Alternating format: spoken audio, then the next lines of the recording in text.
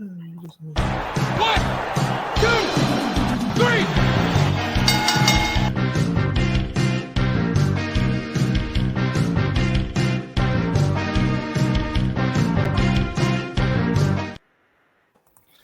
Hello and welcome to Ring Takes episode 57. Of course, I'm joined with Brian and Lewis here, and I'm Daniel Daly. As we head into the biggest event of the year, the creme de la creme of professional wrestling, the Super Bowl of professional wrestling, not Starrcade, ladies and gentlemen, WrestleMania in its 40. WrestleMania 40. WrestleMania 40. That's a long 40 years of wrestling. For the main event, the stars, the gods of wrestling to assemble onto Philadelphia. Is it Lincoln Financial Stadium? Now they're all stadium events. Yep, Lincoln Financial Field. Yep, Lincoln Financial Field to host one of the biggest WrestleManias of all time. Just a month ago, we were saying, hey, there's only 3 matches on the card. Now we got 13. So WrestleMania has grown over the past month real fast, real rapidly. And there's a couple matches here that we're going to talk about and officially make our pick. Just had to throw that in there. Sorry. Yes. Linda McMahon theme music. Is that what we're doing now? Linda McMahon theme music. We don't need any McMahons coming back. It was a WrestleMania theme before it was hers. I'm just saying. Literally, the Linda McMahon's theme song. But yes. WrestleMania 40, we're going to make our picks here. A long list of matches here. Let's get into it. Night one. First match, Jey Uso versus Jimmy Uso. Brother versus brother. Bloodline, if you didn't notice the red shirt. But in general, these two guys have been tag teams for ever since their inception, even since in FCW, NXT. Getting called up to the main roster with Tamina, have just been doing everything in a tag team. Started this thing with the Bloodline. They split up, and now they're facing each other at WrestleMania 40, which was a dream match between the both of these guys. When they talked in interviews, they were saying, hey, one of the biggest matches we want is to face each other at a WrestleMania. And for these guys to kind of go in different directions and different paths, and to kind of circle back here at WrestleMania 40 to face each other one-on-one. What do you guys think about this matchup, and who are you guys picking? Okay, so this is actually one of the tougher matchups to pick because when you talk about it is because when you're talking about like momentum moving forward, I mean you want to think about if the plan is to continue Jay's single run his ascension, the common sense would say go with him. But I'm thinking about the overall like bloodline storyline moving forward, and that's why I'm going to make the unpopular pick of picking Jimmy. I just feel as though there is so much because they're brothers. I just feel as though this isn't going to be the only match between them. I feel as though they're going to take it another level, and there's going to be a follow-up match. I don't think it stops here. Because they're brothers and because they have the history and because of the uncertainty of the bloodline after WrestleMania, I just feel as though they're gonna keep at least Jimmy and Jay going afterwards. So therefore, I'm gonna go Jimmy for this one. Yeah, I'm shaking my head on this one. For me, I'm very much looking forward to this match. Even though I think it didn't. There was obviously some, events that happened that led to this match, but it didn't pop off naturally how I kind of wanted to. It just kind of came out with Jay just like, all right, let's just me and you at WrestleMania. That's it. I felt like there was, I don't know. I think this was just one of those matches where like I was craving more like animosity. Yeah, animosity, more fighting each other constantly, interrupting each other's matches nonstop, and like I mean, technically it has happened though because I know the whole IC title thing, him costing Jay that's what I mean, like that those things were in place, but it was just like I felt like that happened and then they didn't follow up with it. It was like it wasn't until maybe like I feel like it was like a week or two afterwards, and then he kind of went after Jimmy and everything, and then he came on Raw. He's like, "Oh, he doesn't want to leave me alone." This and this and that. Like I feel like it was kind of like a very slow build up where that was like at least when he cost him the title, it should have been like fight after fight after fight, going after each other. I felt like that would have gave him more heat, but Jay has had a tremendous early half of this year and ending last year. I think, for them to have a WrestleMania match against each other is obviously a huge accomplishment for them.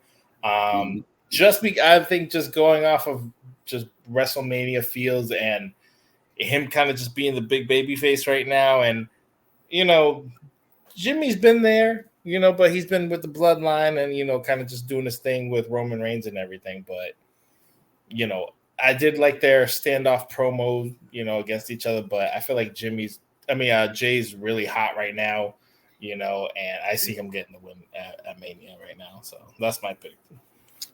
Okay. And I'm going to go the other way. I'm going to go Big Jimmy. Big wow. brother. Older brother. Wow. Because the bloodline, baby. The bloodline rules, man. They the ones. They the ones.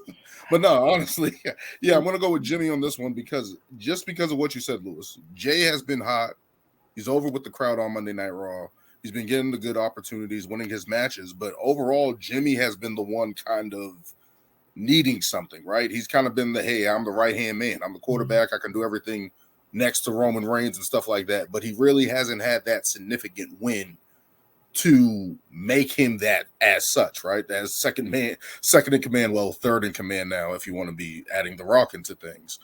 And I just feel like he's the one that's kind of needed to find his footing ever since the split, right? Like he's been kind of in limbo, kind of just trying to be a henchman for Roman Reigns, and rightfully so. But I just feel like Jay has been able to establish himself, winning tag team titles with Cody Rhodes, getting title opportunities and stuff like that. I just feel like it's in a different element for Jimmy where it's like this win could cement him going forward and going on to the next thing, whatever involvement with the bloodline, maybe a U.S. title match, whatever the case may be. I feel like that's going to set him up for the future and actually create a new star in terms of Jimmy Uso because he's been the one that's kind of been trying to find his footing. And I feel like Jay is already established. I feel like Jay, he's not bulletproof, but a loss is not going to hurt him in. Yeah, exactly. So go ahead, Lewis. Real quick. So do you are you saying that he's going to win clean, or you think it's going to be an assist from Solo? Of course not. That's what I'm saying.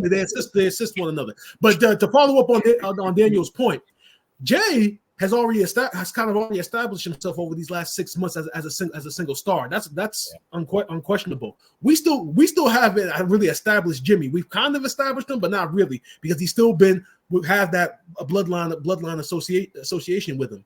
I mean, you can even look back over SmackDown with some of the matches that he's had. I mean, we always talk about the bloodline involvement, but I don't think people have looked at Jimmy yet as his own man yet. They're there with Jay. They're not there with Jimmy yet, and I think he needs the win to kind of start that. But that's the thing, though, and I think that's why I'm going Jay. And that makes sense. Yeah, he has been red hot. He's dumb over with the crowd. But also Jimmy, I feel like Jimmy just hasn't even had too many solo matches leading up to Mania. It's all been bloodline stuff. Everything just been involving with Roman Reigns and Cody and all that stuff that I'm like, I mean, I guess you're right. Yeah, he could benefit from the win and establish him and give him more character depth. But I don't know. I feel like when you build up to Mania, I feel like obviously it's not always the favorite wins because we've, history has shown us that doesn't always happen. But Matt and Jeff. Owen and Bret. Wait, did Matt beat Jeff? Yeah, he did. At WrestleMania, he did. Yeah. Wow. I don't think I actually saw that match. After winning the world title. Just wild shit. So is it basically the heel kind of always wins the brother match then? So is that what we're saying? That's the trend? I just feel like in this instance, Jay, I get what you guys are saying, that Jimmy this will establish him and give him more. I just feel like Jay's so over. Like, why deny him a WrestleMania win? I guess I don't know. That's just how I see it. I mean, I get it, but I definitely get it. But it's something like Jimmy needs something, and I feel like if this is going to be something that if he loses, he goes back to Roman Reigns and looks like a complete dipshit. Yeah. Like you're a loser. Like you're doing nothing for me. Solo, take him out. Maybe that's the direction they go, and they play this sympathy angle for Jimmy. Or if he wins, he gets a big head. He continues that ego boost. Probably picks on Solo in some capacity, but it's just like, yeah, he just needs something because Jay has done so well on himself. He has the heat. He has Lil Wayne coming out with him at WrestleMania. He has the crowd doing it. Is Wheezy his downfall? Yeah.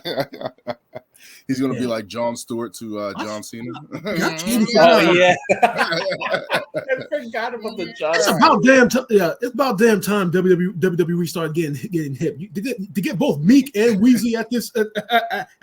Now, granted, we got Lil Uzi last year. That's so they've always kind of been with hip hop. Obviously, Snoop is a Hall of Famer and stuff.